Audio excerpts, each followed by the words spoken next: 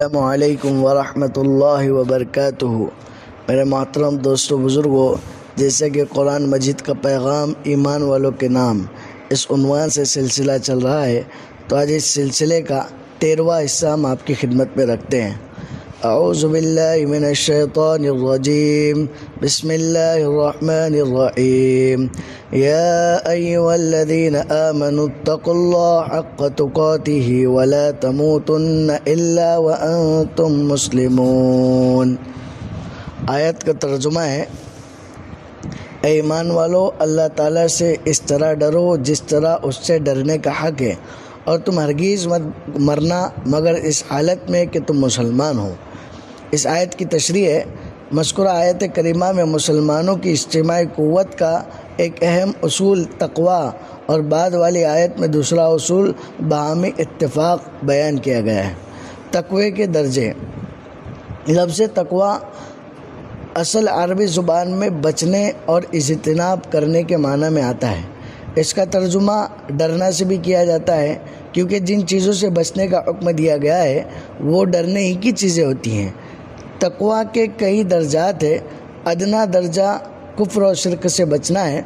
اس معنی کے لحاظ سے ہر مسلمان متقی کہا جا سکتا ہے۔ دوسرا درجہ جو اصل میں مطلوب ہے وہ یہ ہے کہ اس چیز سے بچنا جو اللہ تعالیٰ اور اس کے رسول کے نزدیک پسندیدہ نہیں۔ تقوی کے فضائل جو قرآن و حدیث میں آئے ہیں اس سے یہی درجہ مراد ہے۔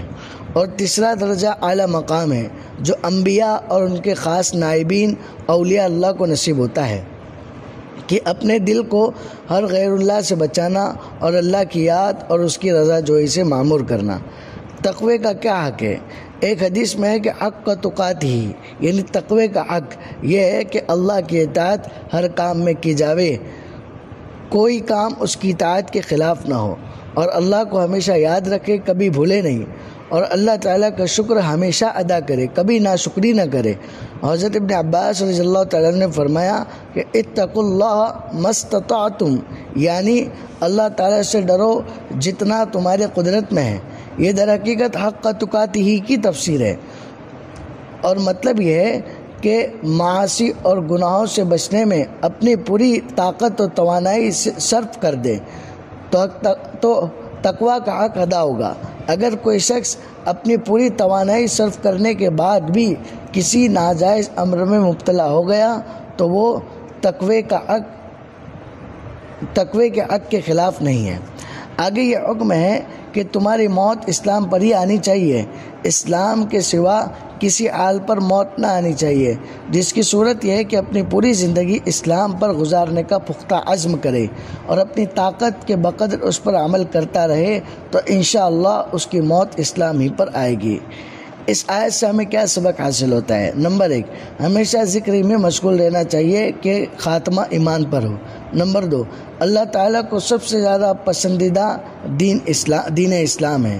نمبر 3، آیت کریمہ سے تقوی اور اسلام پر مداومت اور استقامت کا حکم بھی معلوم ہوا۔ نمبر 4، نکاح کے موقع پر یہ آیت پڑھ کر تعلیم دی گئی کہ خوشی کے موقع پر تمہیں یاد رہے کہ تم مسلمان ہو، دوسری قوموں کے طور و طریق اپنا کر اللہ تعالیٰ کو ناراض نہ کرو۔ اللہ تعالیٰ ہمیں تمام باتوں پر عمل کرنے کی توفیق عطا فرمائے، اور جو اس مہینے کے بچے کچھ ایام ہیں اس کی قدردانی کرنے کی توفیق عطا فرمائے، ذکر و اذکار اور تلاوت کا اہتمام کرنے کی توفیق عطا فرمائے۔ السلام علیکم ورحمۃ اللہ وبرکاتہ۔